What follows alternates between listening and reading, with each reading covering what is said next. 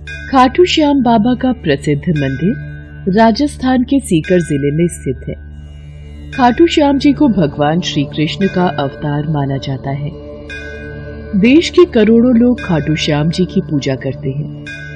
खाटू श्याम जी मंदिर में हर वक्त भक्तों का तांता लगा रहता है और विशेष रूप से होली से कुछ दिन पहले सीकर जिले में खाटू श्याम जी का विशाल मेला आयोजित होता है, जिसमें राजस्थान सहित अन्य प्रदेशों के श्रद्धालु भी बाबा के दर्शन करने आते हैं। खाटू श्याम जी की कहानी महाभारत काल से शुरू होती है, जिस वक्त उनका नाम बर्बरीक था। बर्बरीक भीम का पौत्र और घटोत्कच का पुत्र था। बर्बरीक बचपन से ही बहुत वीर योद्धा था। बर्बरीक ने अपनी माँ से युद्ध कला सीखी थी। बर्बरीक देवी शक्ति का बहुत बड़ा भक्त था। एक बार बर्बरीक ने देवी शक्ति की कठोर तपस्या की।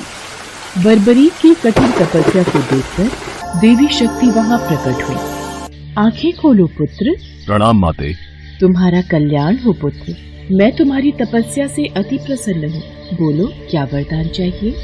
माते, आपने मुझे दर्शन देकर कृतार्थ कर दिया। अब तो बस एक ही अभिलाषा है कि आपका आशीर्वाद सदैव मुझ पर बना रहे और मैं अपना संपूर्ण जीवन दीन दुखियों की सहायता में व्यतीत कर सकूं। तथास्तु, तुम सदा दुर्बलों का सहारा बनोगे। मैं तुम्हें ऐसी शक्ति प्रदान करूंगी जो तीनों लोकों में किसी के पास भी नहीं है। पर ज्ञात रहे पुत्र, तुम्हें इन शक्तियों का दुरुपयोग नहीं करना। भगवती शक्ति ने बर्बरीक को 3 दिव्य बाण वरदान स्वरूप दिए। वो बाण अपने लक्ष्य को भेद कर वापस लौट आते थे। इसी वजह से बर्बरीक अजेय हो गया। बर्बरीक अपनी माता के पास पहुंचा और देवी शक्ति के दिए वरदानों के बारे में बताया। माँ, मैं भी कौरव और पांडव के युद्ध में जाना चाहता हूँ। मेरी युद्ध में जाने की बहुत इच्छा है। पुत्र बर्बरीक, मैं जानती हूँ तुम एक महान योद्धा हो, इसलिए मैं तुम्हें रोकूंगी नहीं, पर मुझे वचन दो कि तुम हारे का सहारा बनोगे। तुम युद्ध में हारने वाले की तरफ से लड़ोगे। मैं आपको वचन देता हूँ, मैं हारने वाले की ओर से ही युद्ध करूंगा। अपनी माँ को वचन देकर बर्बरीक नील घोड़े पर सवार होकर 3 बाण लेकर रवाना हो गया। भगवान कृष्ण तो अंतर्यामी है, वो ये सब लीला होते देख रहे थे। भगवान कृष्ण जानते थे कि बर्बरीक केवल हार रही सेना की तरफ से लड़ेगा, और वो ये भी जानते थे कि कौरवों को भी बर्बरीक के इस वचन के बारे में पता है। बर्बरीक कौरवों का सहयोग कर पांडवों का विनाश कर देगा। इस प्रकार जब वो कौरवों की तरफ से लड़ेगा तो पांडवों की लड़ रही सेना कमजोर हो जाएगी। उसके बाद वो पांडवों की सेना में चला जाएगा। इस तरह वो दोनों सेनाओं में घूमता रहेगा। श्री कृष्ण को पता था अगर बर्बरीक इस युद्ध में शामिल हुआ तो कोई भी सेना नहीं जीत पाएगी और अंत में कौरव पांडव दोनों का विनाश हो जाएगा और केवल बर्बरीक शेष रह जाएगा। इसलिए रास्ते में ही श्री कृष्ण ने ब्राह्मण का वेश धारण कर बर्बरीक को रोका। बर्बरीक को रोकने का अब एक ही उपाय है। मुझे बर्बरीक से उसके शीश का दान मांगना होगा। हे महावीर योद्धा, तुम कौन हो?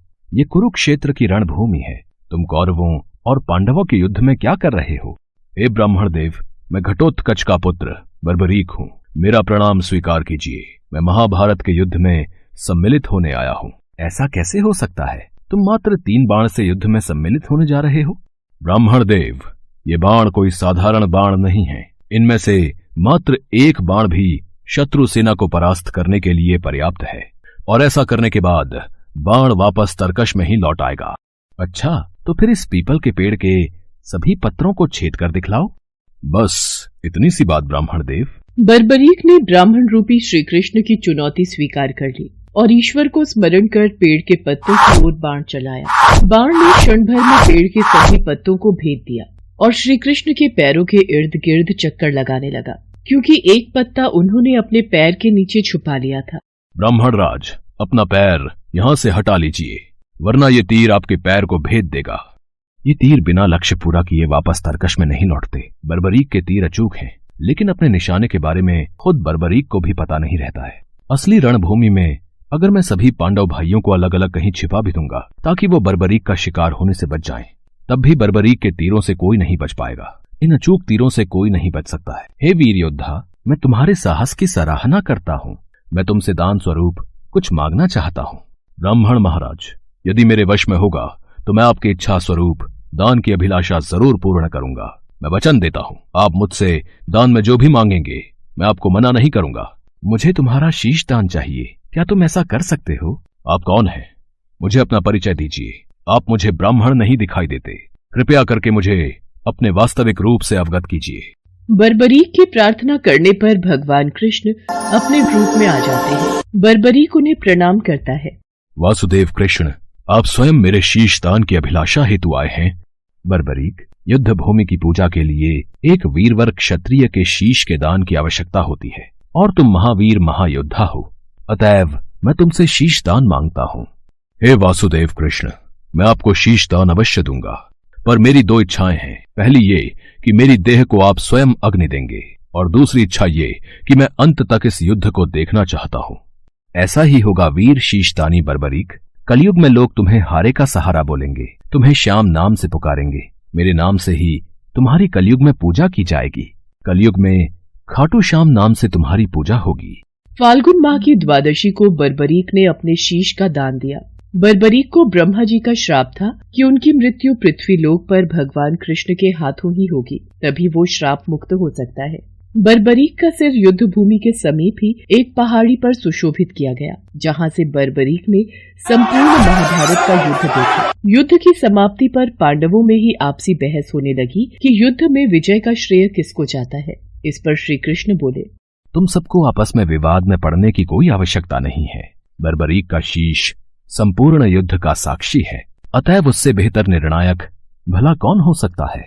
ठीक है वासुदेव, फिर हम इस निर्णय को जानने के लिए बर्बरीक के पास ही चलते हैं। पौत्र बर्बरीक, तुमने तो युद्ध को बहुत ध्यान से देखा है, क्या तुम बता सकते हो हम सब वीरों में से इस युद्ध को जीतने का श्रेय किसे जाता है? श्री कृष्ण ने ही युद्ध में विजय प्राप्त कराने में सबसे महान कार्य किया है। उनकी शिक्षा, उनकी उपस्थिति, उनकी युद्ध नीति ही निर्णायक थी। मुझे तो युद्ध भूमि में सिर्फ वासुदेव कृष्ण का सुदर्शन चक्र घूमता हुआ दिखाई दे रहा था, जो कि शत्रु सेना को काट रहा था। इस धर्म युद्ध को जीतने का संपूर्ण श्रेय भगवान श्री कृष्ण को ही जाता है। वीर बर्बरीक, तुम धन्य हो, तुमने बिल्कुल सही निष्कर्ष दिया। इसके पश्चात सभी पांडव बर्बरीक के निर्णय की सराहना करते हैं और भगवान कृष्ण से क्षमा मांगते हैं, क्योंकि वो जानते थे यदि स्वयं वासुदेव न होते तो ये धर्म युद्ध जीतना असंभव था। धर्म की विजय स्वयं वासुदेव कृष्ण के कारण ही हुई थी। भगवान कृष्ण के आशीर्वाद से बर्बरीक को कलयुग में श्याम नाम से पुकारा जाने लगा।